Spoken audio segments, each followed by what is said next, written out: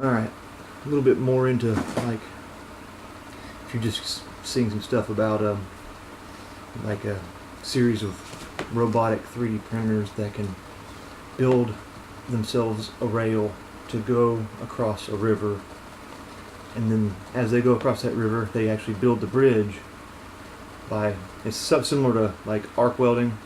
It's rods or series of rods, but instead of just turning into slag as it welds, it leaves a solid metal residue, and if done in the right way, it can physically build a bridge. These two robots can span something and meet together in the middle. Pretty much, human free once set up. It's pretty amazing stuff. There's all kinds of other 3D printing stuff. Obviously, from printing organs or starting to think about printing organs to houses to whatever else you can think of. But it's pretty cool stuff, and it's potentially in the next 20 or 30 years, not just 3D printing, but automation in general is going to take a huge percentage of our jobs. There may be some offset by new jobs in other fields created, but 30 to 50% of the jobs that exist today, even stuff that usually has been immune, like medical doctors and roofers and stuff like that. No one thought that a machine was going to be able to roof a house until fairly recently. Well, the day is coming. Anyway, so if you're interested and have some acumen in mechanics, or I'm a construction worker, mechanic slash biology teacher slash whatever. I've done a lot of different things. Drug tester. Not joking. I literally worked at a drug testing company, and then I tested a few drugs too. But anyway, I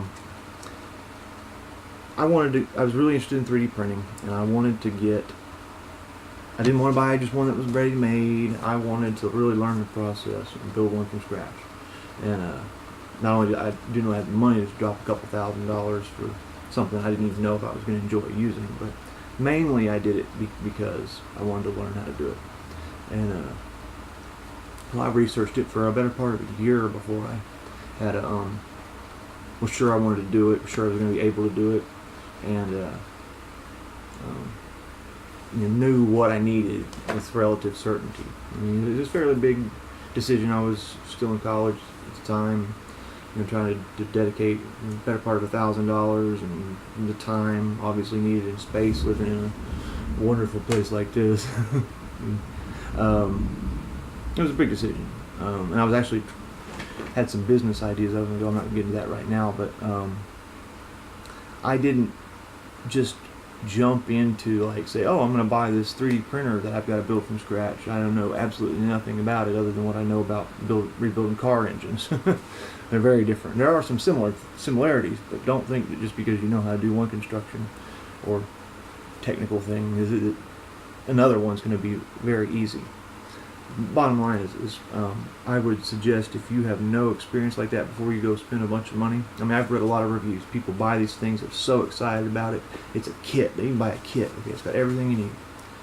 And what they don't tell you is that it's not a bookshelf from IKEA that you can build in 8 hours.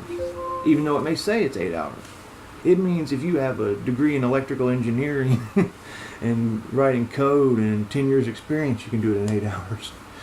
I'm exaggerating slightly, but there have been many and many a person that bought those kits, fiddled around with it for a month or two, and tossed it out in the garbage bin, or sold it to somebody else or whatever. Sometimes they just totally destroyed it because they didn't have any idea about even simple things like, why would there be springs on a glass plate, where it's screwing down, on each one. Well, we probably don't need those. We'll throw those away. Well, if something's heating up and cooling down, and it's glass, especially, and you have it screwed down, it's going to expand and contract. So those springs, just kind of like in an exhaust system for your vehicle, there's going to be spring screws that allow it to expand and contract while keeping the seal, but not breaking. And so this person didn't know that, which is no big deal if you don't know it, but don't just assume because you don't know it that it's not useful. Some thunder out there, but anyway, the point I'm saying is it's a lot of stuff. It's fairly involved. It can be done by lay person, but I would start off something small, and it's kind of cool, and it's basically, you're going to need it anyway. If you've not heard of Arduino, or I mean, there's things, there are other brands than Arduino, but they all run off the same system. It's a C++ based system, and I mean, it's similar to Raspberry Pi, but I think it's a little bit more versatile and challenging even. And you know, it's basically just a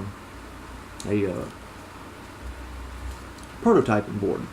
And you know, I don't have it set up for anything specific right here, but you know, this is obviously the controller, and that's just a board. It connects. You can put these jumper wires, connect it from the different digital input outputs and your analog input outputs. I mean, there's a lot of literature online. You don't have to know how to write code to do it. You have to know enough about code, or be willing to learn enough about code to know what pieces of code you can pick from the other people. It's all open source. You know, and how to kind of like slightly modify it. It might, you know, the other person's code might say digital input output 7, you really using 11 or something like that. I mean, you know, and there also you have to know some of those won't work. There's a reason why they picked the right one. So I mean, it took a while to get going, but you know, you can do anything you could run a 3D printer off this.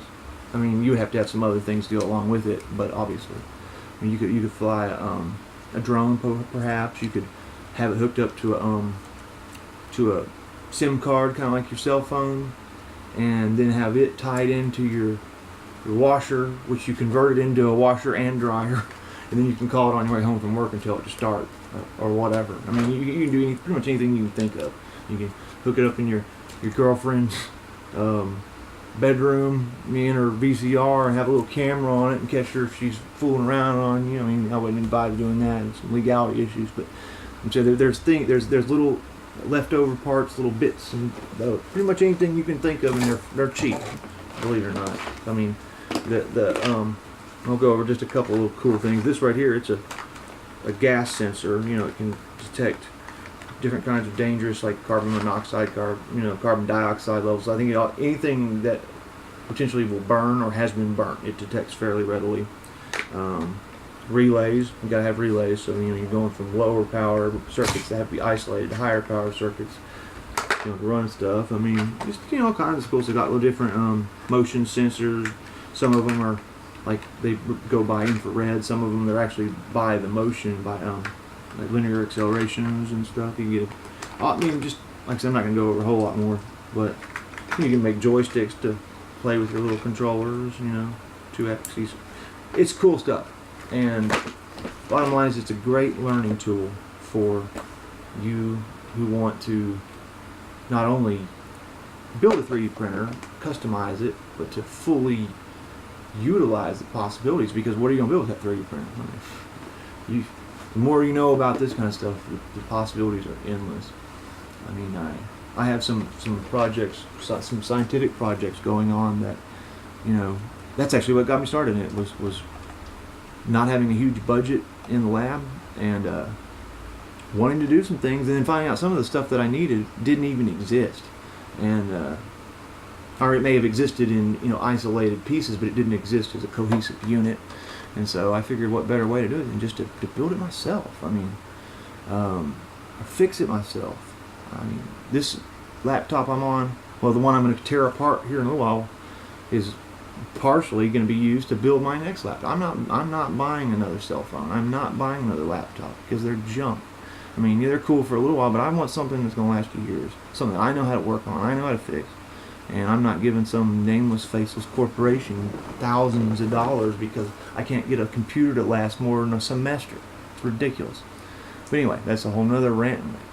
Anyway, my ultimate goal of this video was saying, man, just because you don't know, if you're interested, get out there. And then this is a cool tool.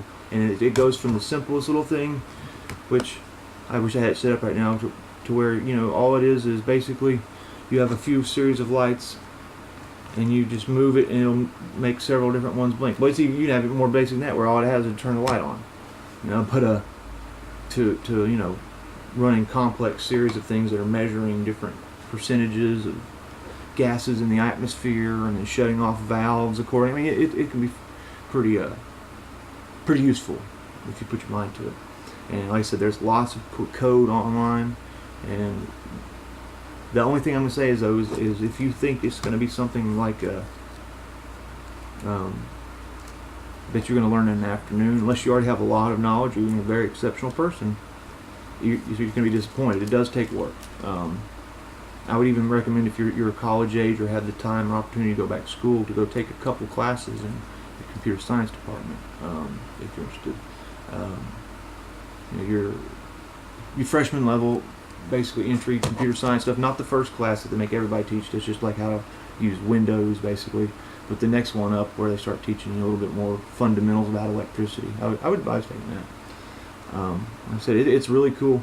I mean, the tools you need aren't that bad. I mean, you're gonna need something like this.